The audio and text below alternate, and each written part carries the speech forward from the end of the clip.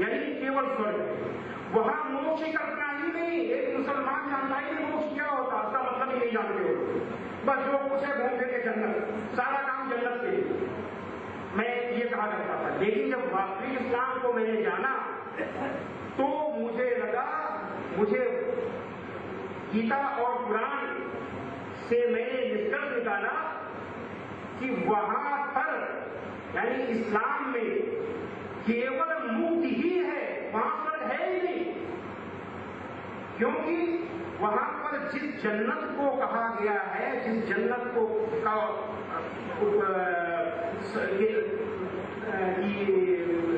कल्पना की गई है, जो जन्नत है, उस जन्नत का अर्थ स्वर्गलोक नहीं है। क्यों नहीं है? क्योंकि स्वर्गलोक में जाकर पुण्यों के क्षीण हो जाने के बाद आत्मा अपना आवागमन को प्राप्त होता है। लेकिन जन्नत में जाने के बाद आत्मा फिर कभी आवागमन को प्राप्त नहीं होता और आवागमन से मुक्ति पाना ही मोक्ष है। इस तरह इस्लाम में जो जन्नत है वो मोक्ष का परम धाम।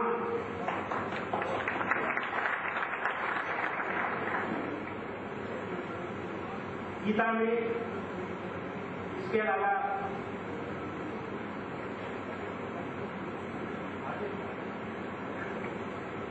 श्रीमद् भगवद गीता और पुराण के अनुसार एक बहुत बड़ा निष्कर्ष इसके संदर्भ में है।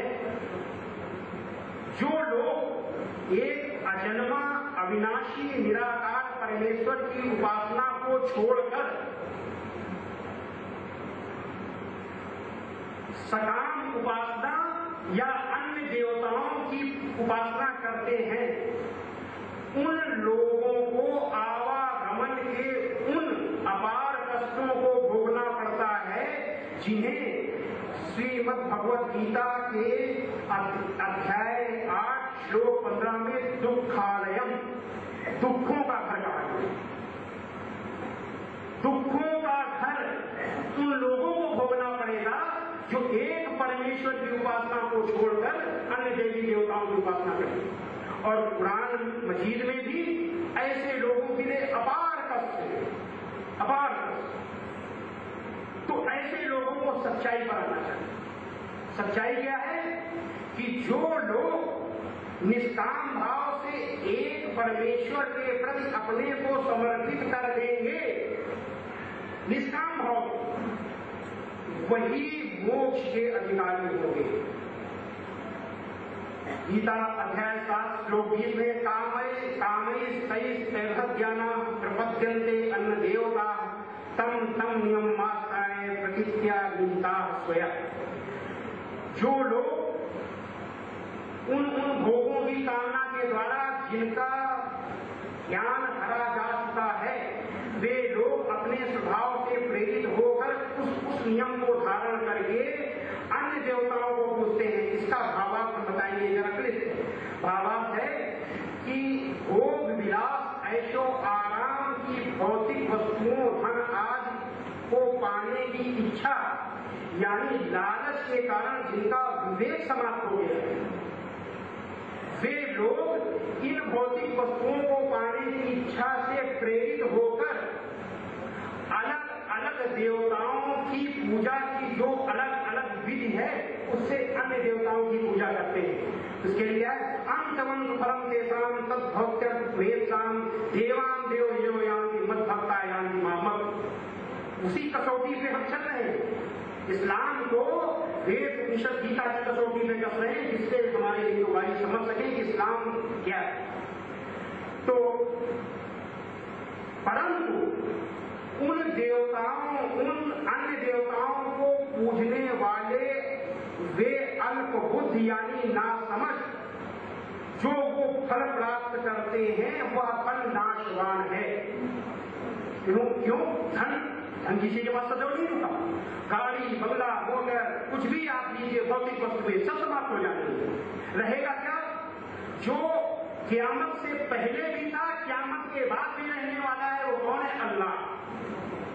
वही रहेगा और उसका परम धाम जन्नत। वही औसत खत्म हो जाना है। तो सत्य की ओर आओ, इस भौतिक वस्तुओं को पाने की इच्छा छोड़ो, निष्काम उपासना जैसे कि मुसलमान भाई नमाज करते हैं उस उपासना पर। तो मैं ये कह रहा था कि ये अंतमन फलम देशाम भक्तल मेषाम देवान देव जोयाम भक्तायाम मामक। तो जो ये अल्प बुद्धि वाले हैं इनका ये फल नाशवान है, तथा वे देवताओं को पूजने वाले देवताओं को प्राप्त होंगे और मेरी निष्काम भाव से उपासना करने वाले, यानी मुझ परमेश्वर की निष्काम भाव से उपासना करने वाले मेरे लोक को प्राप्त होंगे, यानी जन्नत को प्राप्त होंगे, मोक्ष को प्राप्त होंगे। आगे क्लियर किया है गीता में अध्याय 8 श्लोक 15 में, माम वेत्तु कौन्तेय पुनर्जन्म न विद्यते, माम वेत्तु कौन्तेय पुनर्जन्म न विद्यते। ऐ अर्जुन, जो मेरे लोक को जाते हैं वो आवागमन को प्राप्त नहीं होते। जैसा कि मैंने जन्नत के बारे में बताया कि जन्नत को जाने के बाद फिर आवागमन के लिए कभी आत्मा वापस नहीं आती, वही है परम धाम। और इस्लाम में केवल यही परम धाम। क्यों कि वहां इस्लाम में नमाज के रूप में केवल परमेश्वर की निष्काम उपासना है।